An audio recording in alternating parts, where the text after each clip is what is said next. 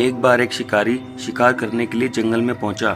उसने अपने तीर पर बहुत ही खतरनाक जहर लगाया और शिकार को निशाना बना करके उसने तीर को छोड़ा, लेकिन उसका तीर चूक गया और तीर एक पेड़ पर जा लगा। वह पेड़ बहुत ही हरा भरा और बहुत सारे तोते उस पर रहते थे। जैसे ही वह जहरीला तीर उस पेड़ पर जाकर लगा, वह पेड़ धीरे धीरे सूखने लगा और उस पेड़ पर जो भी तोते रहते थे वह एक एक करके उस पेड़ को छोड़कर जाने लगे। उस बड़े से पेड़ के कोटर में एक बहुत ही बूढ़ा तोता रहता था, जो बहुत ही धर्मात्मा और अच्छे मन का था।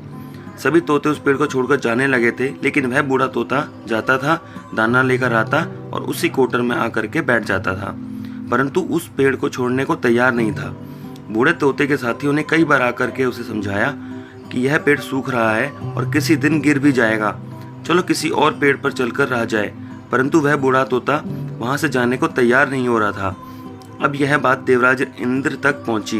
उन्हें बताया गया कि एक तोता है, वह जिस पेड़ पर रहता है उस पेड़ पर एक जहरीला तीर लगने के कारण सूखने, गिरने और खत्म होने के कगार पर आ पहुंचा है।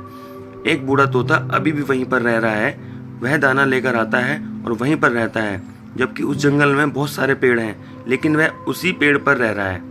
देवराज इंद्र प्रकट हुए और उस बूढ़े तोते से कहने लगे कि आप बहुत धर्मात्मा हैं, बहुत ही अच्छे मन के हैं, लेकिन आप इस पेड़ को छोड़कर किसी और पेड़ पर चले जाइए, क्योंकि यह पेड़ कुछ ही दिनों में गिर जाएगा।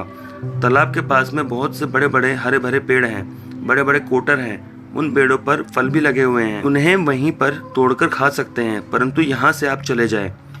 तोता बोला, माफ कीजिएगा, इस पेड़ ने मुझे जीवन दिया है, शिकारियों से मेरी रक्षा की है, हर मौसम में मेरे साथ रहा है, ये कोटर मेरा घर है, यहाँ मैं पला बड़ा हूँ।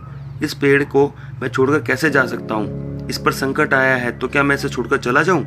मैं ऐसा कभी नहीं कर सकता। देवराज इंद्र तोते की इस बात से बहुत ही प्रसन्न हुए। उन्होंने तोते से कहा, मैं आपके इस बात से बहुत ही खुश हूँ, मांगो जो आपको मांगना हो। उस बूढ़े तोते ने कहा, मुझे इतना मांगना है कि जिस पेड़ ने मुझे जन्म दिया, जहाँ मैं रहा, पला बड़ा, जिसे आप मेरी जन्मभूमि कह सकते हो, आप इसे फिर से वैसा ही हरा भरा कर दो जैसा यह था। देवराज इंद्र ने अमृत से उस पेड़ को सींच दिया और पहले की तरह हरा भरा कर दिया। अब वापस से उस पेड़ पर आकर के बाकी तोते रहने लगे। वह बूढ़ा तोता कुछ समय तक और जिंदा रहा, फिर उसकी मृत्यु हो गई और वह स्वर्ग में चला गया।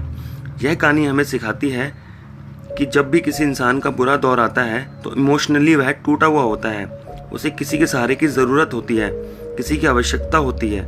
अगर आप ऐसे समय में उसे छोड़कर चले जाएंगे, उससे बात नहीं करेंगे, मुंह मोड़ लेंगे, तो आपसे बुरा कोई नहीं है, क्योंकि आप किसी के सुख का साथी बने या ना बने, लेकिन आपको हमेशा किसी के दुख का साथी जरूर बनना चाहिए।